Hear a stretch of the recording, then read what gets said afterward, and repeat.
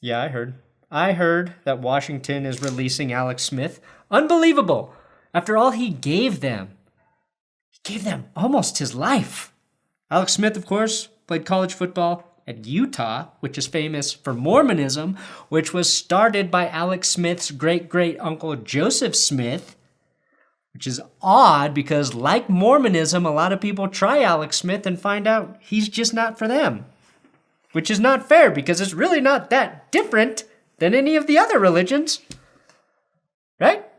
Welcome back to another episode of Odd Man Sports here on the Game Day.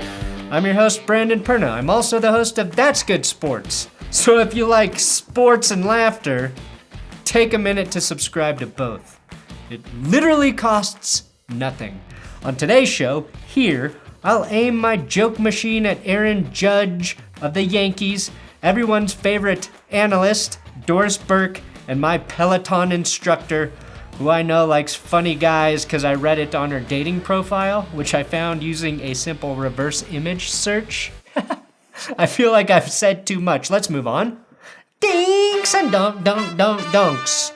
Well, it's official. After much speculation and reading between the lines of cryptic tweets and Peloton profiles, J.J. Watt announced he'd be signing with the Cardinals of Arizona. But when he announced it on Twitter, I still had my internet sleuth hat on, and so I noticed another hat, J.J. Watt's beanie. You know what you don't wear inside, besides sunglasses? A beanie.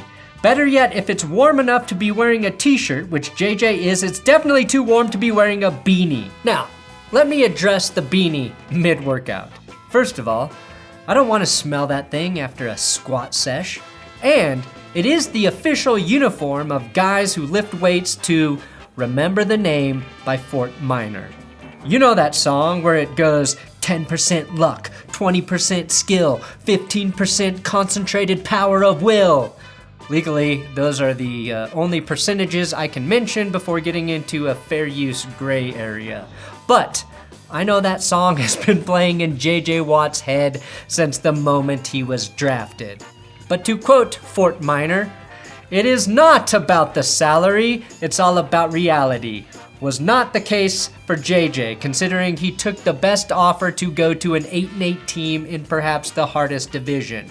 But if he can turn them into a contender, that's 100% reason to remember his name. When Watt announced he was switching teams, I'll tell you who was most disappointed by his decision to sign with Arizona. Aaron Rodgers? No. Bills Mafia? No. Russell Wilson? Yes, but not for the purpose of this joke. I am talking about guys who ride a Peloton. For one brief and shining moment, us Peloton pervs had an alibi for when our wife accused us of spending 30 minutes a day leering at our sweaty, toned, scantily clad female instructor. What?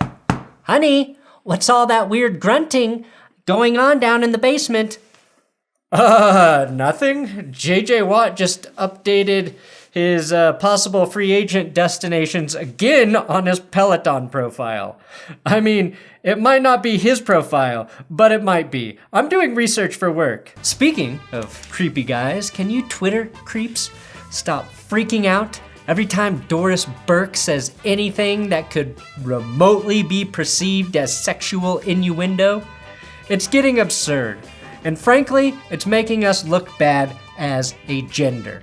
I mean, Doris can say something as innocent as, "And Jokic with the strong box out there." And my feed is flooded with Chads and Brads tweeting all caps, "That's what she said. That's what she said. That's what she said."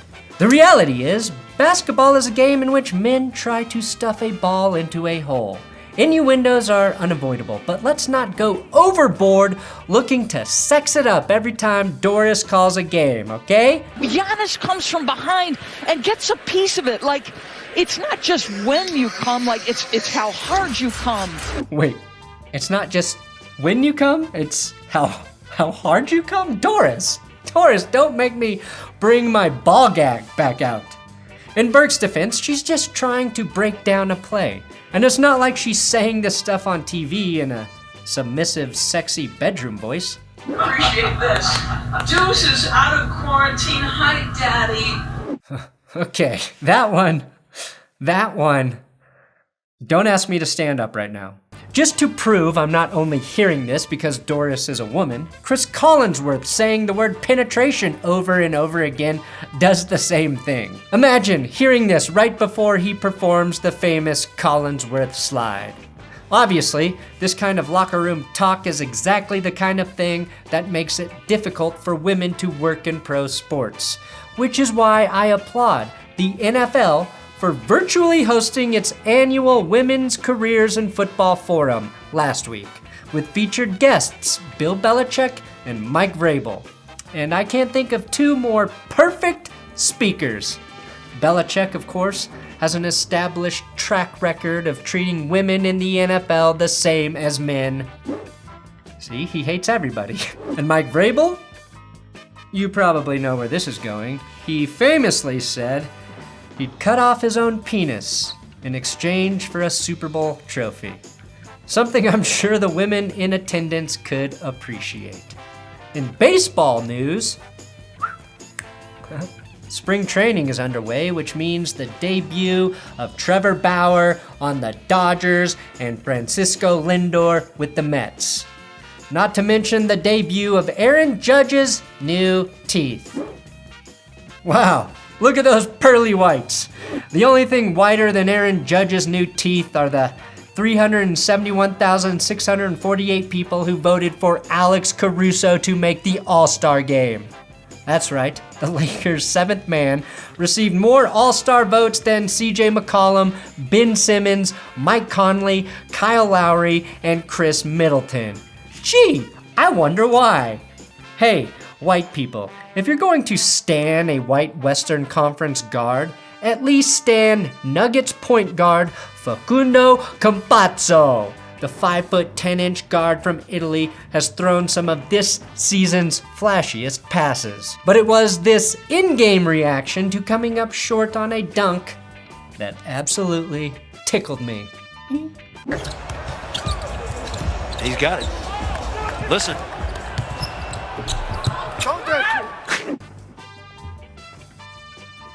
This was exactly my reaction when someone sent me the clip of AJ Soprano mentioning my other YouTube show, That's Good Sports. I like how all those people that you named that are subscribed to us are all friends of mine, so it'd be cool if any of you guys' friends would subscribe to the channel too. I'll tell them. They're all friends of yours? All of them, all the ones you named. That's Good Sports? Yep. P.S. Happy birthday yesterday, Robert Eiler. Somebody tweet him this clip so he knows I talked about him. The Pajama Pants Podcast. Probably got to find them on YouTube. And finally, it's great to hear that Tiger Woods is doing well. And how perfect was the tribute by his fellow golfers honoring Tiger by wearing his Sunday Reds. But did the Hawks and Thunder have to do it too? Money talks. With March Madness less than 2 weeks away, it's important to start strategizing how you're going to allocate your March Madness bets. And because I am a human wet blanket, my number one favorite bet is always the will there be a buzzer beater in any game prop. To which I say, no. Other unfun things I'd like to bet on. Will one or more eggs crack on the way home from the grocery store? Sure. Will I ever feel good after doing my taxes? No. Will I get sprayed by a skunk in my lifetime? The over-under is 0.5, and I am pounding the over.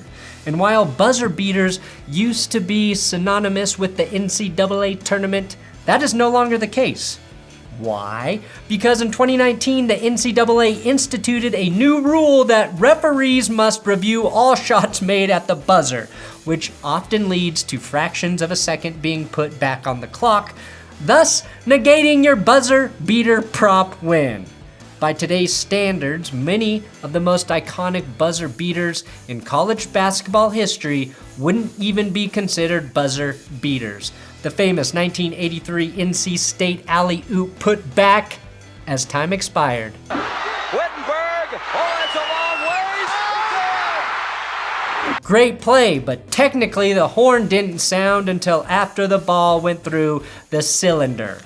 Which means instead of Jim Valvano racing around the court like he just won the lotto, we'd have cutaway shots of Jimmy V while 3 refs stood around a monitor for 3 minutes before adding 0.7 seconds back on the clock. Great job, NCAA. You've turned March Madness into March Cautious Optimism.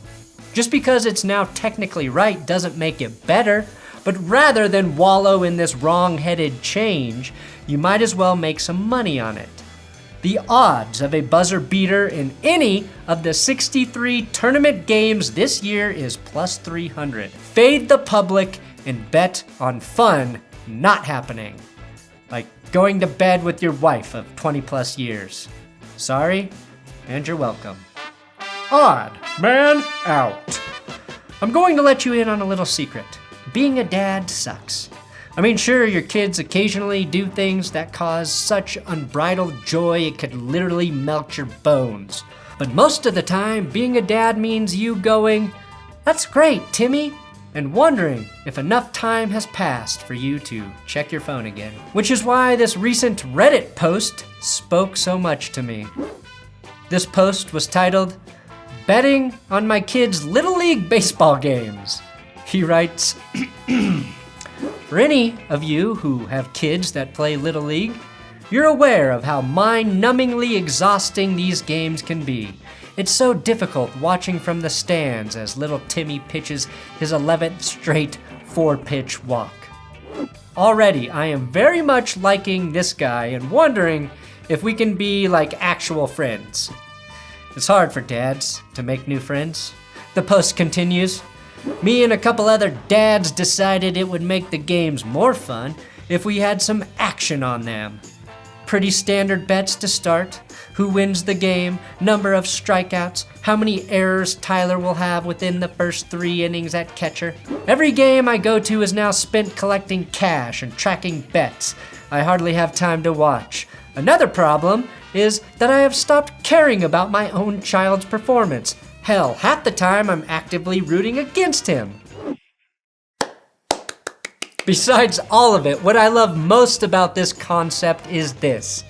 The hardest part of becoming a dad is coming to grips with the fact that it's no longer about you. Because as guys, we're conditioned to think everything is about us, which is why we continually rehash our old college stories and our old high school stories and our sporting achievements from like 7th grade.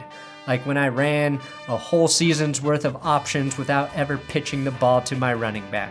And becoming a dad means piling all of that stuff into a trunk and dumping it into the bottom of the ocean, like AJ Soprano's dad.